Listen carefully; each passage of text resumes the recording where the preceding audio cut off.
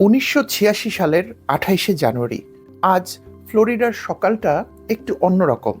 হাজার হাজার মানুষ দাঁড়িয়ে আছে উৎক্ষেপণ কেন্দ্রের সামনে। তাছাড়া টিভিতেও সরাসরি সম্প্রচার চলছে। একটু পর স্পেস শাটল চ্যালেঞ্জারের উৎক্ষেপণ হবে। কাউন্টডাউন শুরু হলো। 5, 4, 3, 2, 1। রকেট ধীরে ধীরে আকাশে উঠল।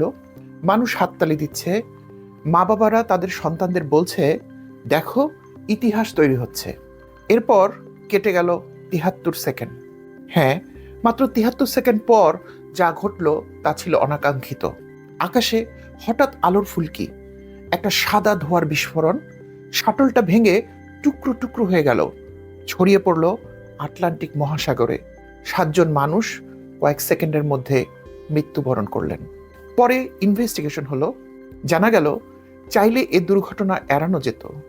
ইঞ্জিনিয়াররা আগের রাতেই সতর্ক করেছিলেন, ফ্লোরিডার ওই সময়ের তাপমাত্রা উৎক্ষেপণের জন্য ঝুঁকিপূর্ণ ছিল, কারণ শাটলে ব্যবহৃত কিছু রাবার রিং অতিরিক্ত ঠান্ডা আবহাওয়ায় শক্ত হয়ে যেতে পারে।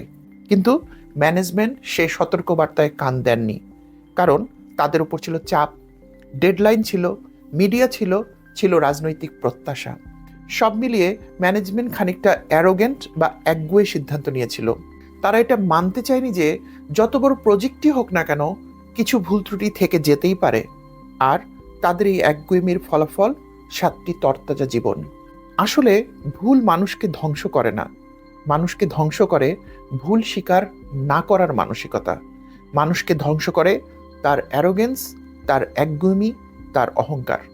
আজ রামাদানের এই দিনে চলুন দেখি ভুল স্বীকার করা ও ক্ষমা চাওয়া সম্পর্কে কুরআন আমাদেরকে কি শেখায়।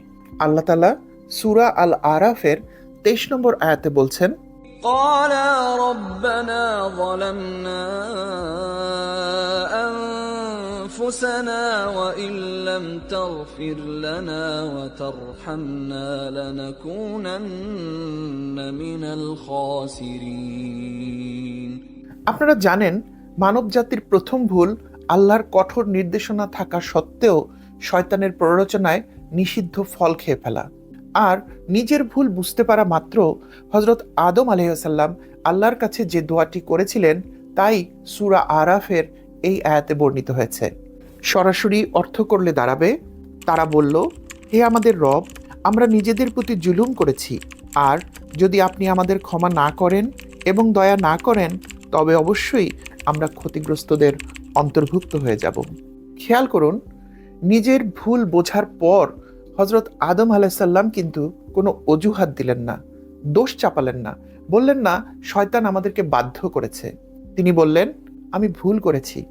ফলাফল সূরা বাকারার 37 নম্বর আয়াত। আল্লাহ তার তওবা কবুল করলেন। ভুল হওয়াটা স্বাভাবিক, কিন্তু ভুল বুঝতে পারার সাথে সাথে অনুশোচনা হওয়া এবং ক্ষমা চাওয়াটা খুব জরুরি। এবারে ইবলিসের কথা বলা যাক। সে ছিল এক জিন, কিন্তু তার ইবাদত এত বেশি ছিল যে সে ফেরেশতাদের সাথে থাকার সম্মান পেয়েছিল। কিন্তু আল্লাহ যখন আদমকে সিজদা করতে বলল, তখন সমস্ত ফেরেশতারা সিজদা করলেও ইবলিস তা অমান্য করল। কেন? সে বলল, আমি আগুনের তৈরি আর সে মাটির। এটাই অহংকার। সে ভুল করেছিল, কিন্তু সে ভুল স্বীকার করল না, বরঞ্চ নিজের ভুলকে যুক্তি দিয়ে সঠিক প্রমাণ করতে চাইল। ফলাফল, আল্লাহ সারা জীবনের জন্য ইবলিসকে অভিশপ্ত করলেন। সে হলো ইবলিস, শয়তান।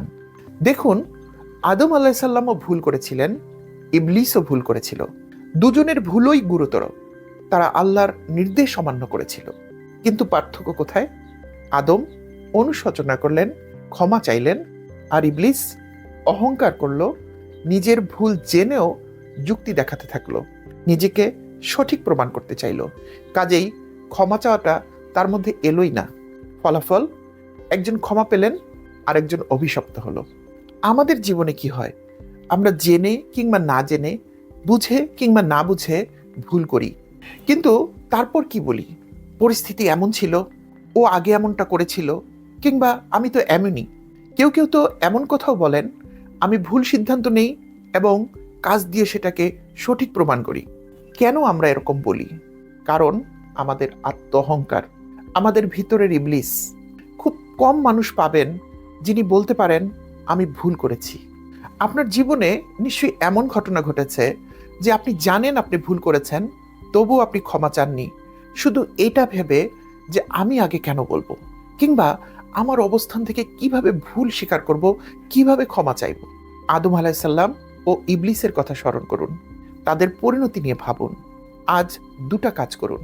আল্লাহর কাছে আদম আলাইসাল্লামের দোয়াটি পড়ুন, আর যার কাছে ভুল করেছেন তাকে বলুন আমি ভুল করেছি।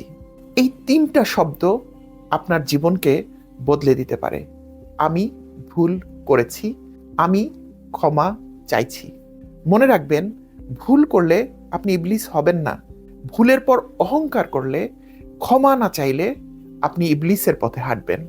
অনুশোচনা দুর্বলতা নয়, অনুশোচনা হচ্ছে সাহস। ক্ষমা চাওয়াটা অপমানের নয়, ক্ষমা চাওয়াটা হচ্ছে মুক্তি। রামাদানের এই দিনে চলুন অজুহাত নয়, অহংকার নয়, অনুশোচনা দিয়ে শুরু করি, ক্ষমা চাওয়া দিয়ে শুরু করি। আমি জাভেদ পারভেজ বলছিলাম রেস্টার্ট ইয়োরসেলফ থেকে। আগামী দিন আবার দেখা হবে কোরআনের আরেকটি আয়াত দিয়ে, যা হয়তো আমাদের জীবনকে বদলে দিতে পারে। ততক্ষণ পর্যন্ত আপনারা যে যেখানে আছেন অনেক ভালো থাকবেন। আসসালামু আলাইকুম।